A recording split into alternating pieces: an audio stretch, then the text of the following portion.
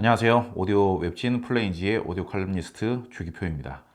오늘 시간에는 오디오 초보자분들 그리고 오디오 고급 오디오 기기를 처음 구매하시는 분들께서 많이 힘들어 하시고 어려워 하시는 오디오 기기 간 매칭, 그리고 매칭을 통해서 좋은 음질을 이끌어내는 방법, 그 원리에 대해서 설명을 또 드리도록 하겠습니다.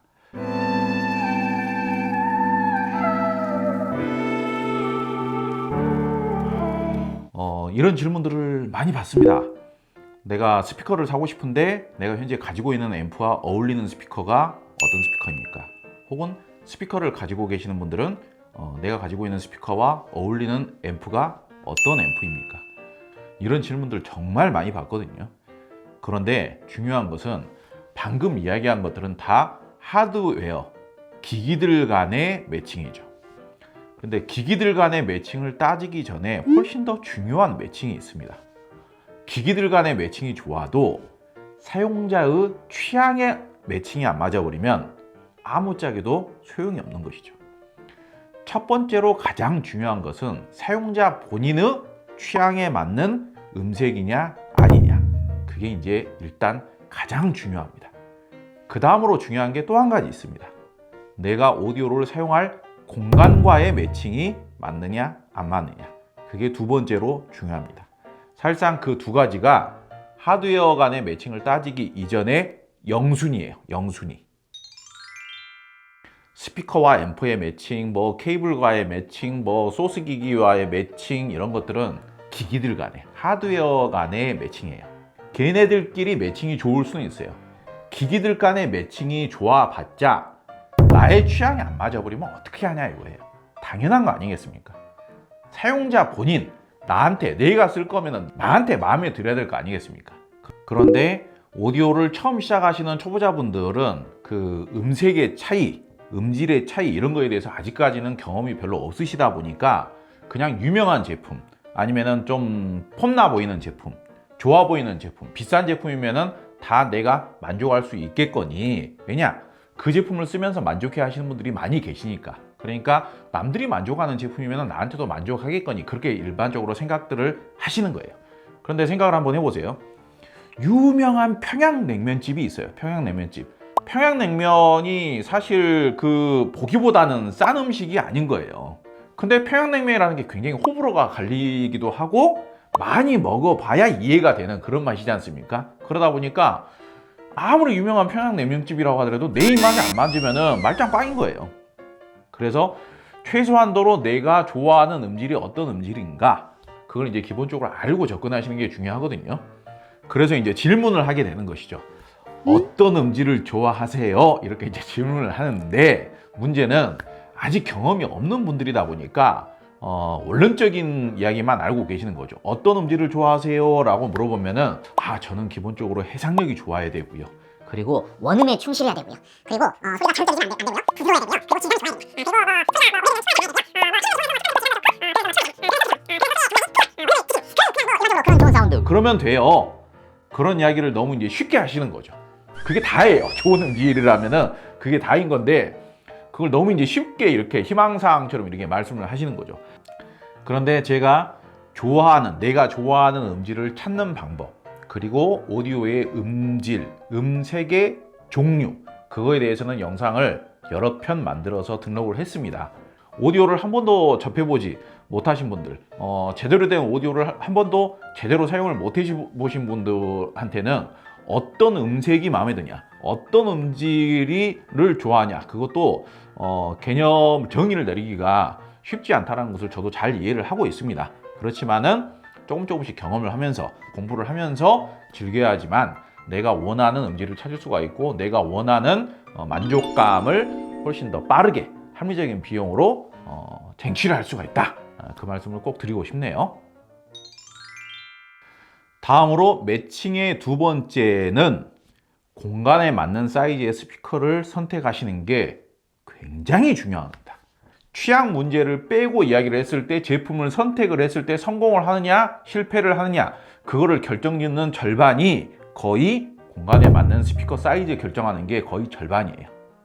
공간은 좁은데 내가 큰 스피커를 사용하는 게 로망이야 해가지고 공간은 좁은데 너무 큰 스피커를 갖다 놓는 경우, 그런 경우에도 좋은 음질을 만들기가 어렵고요. 공간은 엄청 넓어요. 뭐 예를 들자면 뭐 한 50평대 아파트 거실, 한 60평짜리 거실. 근데 거기에다가 나는 인테리어적으로 작고 심플한 스피커가 좋은데 작고 심플한 스피커 중에 제일 비싼 스피커를 내가 사보겠어. 그러면은 음질도 좋겠지 해가지고 작은 스피커를 넓은 거실에 갖다 놓는 경우, 그런 경우도 그 작은 스피커가 아무리 한 브랜드의 플래그십 기종이라고 하더라도요, 좋은 음질 만들기 쉽지 않습니다. 그건 마치 2인승 스포츠카가 성능이 좋다고 해가지고 구매를 했는데 가족들이랑 같이 여행을 가려고 하니까 왜 우리 집 가족이 5명인데 5명이 못 타는지 그걸 이해를 못 하는 거하고 비슷한 상황인 거예요. 아니, 자동차가 좋다고 해가지고 추천받아가지고 샀는데 왜 가족여행을 가려고 하는데 가족여행 가기가 안에다가 태우기가 이렇게 어렵지? 2인승 스포츠카에는 2명밖에 못 타니까 5인 가족이 여행용으로 쓰기에는 어렵다는 것을 누가 설명을 안 해줘도 아시지 않습니까? 근데 2인승 스포츠카가 좋다고 해가지고 샀는데 5인 가족이 여행을 왜 여행용으로 쓰는데 왜 불편한지 그걸 이해를 못하는 거하고 비슷하다니까요. 이 부분은 너무 당연한 것 같으면서도 아무리 강조를 해도 부족하지 않은 부분이에요. 이거는 작은 스피커와 큰 스피커는 아예 그냥 자동차처럼 용도가 다르다고 보시면 되는 겁니다. 저희가 공간 사이즈 대비 스피커 크기 선택하는 요령도 영상이나 칼럼으로 만들어 가지고 다 등록을 해 놓았습니다. 여러분들이 조금만 찾아보시면 정말 좋은 정보들 많이 보실 수 있거든요. 무조건 부피가 큰 스피커라고 해서 무조건 더 좋은 스피커도 아니고 음질이 더 좋은 것도 절대 아니에요. 그렇다고 해서 아무리 비싼 브랜드의 플래그십 북쉘프 스피커라고 해서 그거를 거실에서 사용하고 거기에다가 아무리 비싼 앰프를 물린다고 하더라도 소리가 가벼울 수밖에 없어요. 그게 어떻게 보자면 오디오를 선택하는 첫 단계예요. 첫 단추를 끼우는 거예요. 그거를 무시를 하면 이미 50%는 실패하고 시작하는 거라니까요. 우리 집 거실에는 혹은 내 방에서는 혹은 내 서재에서는 우리 침실에서는 내 공부방에서는 혹은 내 원룸에서는 어느 정도 사이즈의 스피커가 완만한가, 그리고 내가 원하는 음질 대비 어느 정도 사이즈의 스피커를 이 공간에 배치를 하고 어느 정도 앰프를 물렸을 때 완벽한 밸런스의 사운드가 나올 것인가, 그거를 기본적으로 유추를 하시면서 스피커를 선택하시는 게 기초이자 기본이에요. 상식이에요. 가장 중요한 겁니다. 제가 오디오 리뷰를 작성을 하고 오디오에 관련된 컨텐츠를 만들고 이런 활동을 한 지가 한 20년 됐어요. 제일 많이 받는 질문이 뭘까요? 제일 많이 받는 질문이요, 어울립니까? 안 어울립니까? 그거예요. 앰프를 추천을 해놓으면 제가 가지고 있는 스피커와 어울릴까요? 스피커를 추천을 해놓으면 제가 가지고 있는 앰프와 어울릴까요? 어울릴까요? 어울릴까요? 어울릴까요? 어울릴까요? 그러면은 간단하게 답변을 드리자면 네, 어울립니다. 혹은 아니요, 안 어울립니다. 이렇게만 답변을 하면 너무 편하죠. 간단하지 않아요. 에이, 그렇게 사용하시면 망해요. 아이, 그 제품 쓰레기예요. 에이, 그렇게 사용하시면 안 돼요. 제가 시키는 대로 하셔야 돼요. 답을 그렇게 쉽게 낼 수 없다라고 생각을 해요. 좋은 오디오를 선택하고 싶으실 때는, 질문을 하실 때는 저는 취향이 어떤 취향이고요. 저는 최대한 소리가 좀 깨끗했으면 좋겠고요. 혹은 저는 33평 아파트인데 거실에서 사용할 겁니다. 제가 뭐 컴퓨터 방에서 사용할 건데요. 컴퓨터 방이 한 2.5평밖에 안 됩니다. 거기에서 톨보이 스피커를 써도 되나요? 이런 식으로 먼저 질문을 하시는 게 좋습니다. 그래야 답변이 가능해요.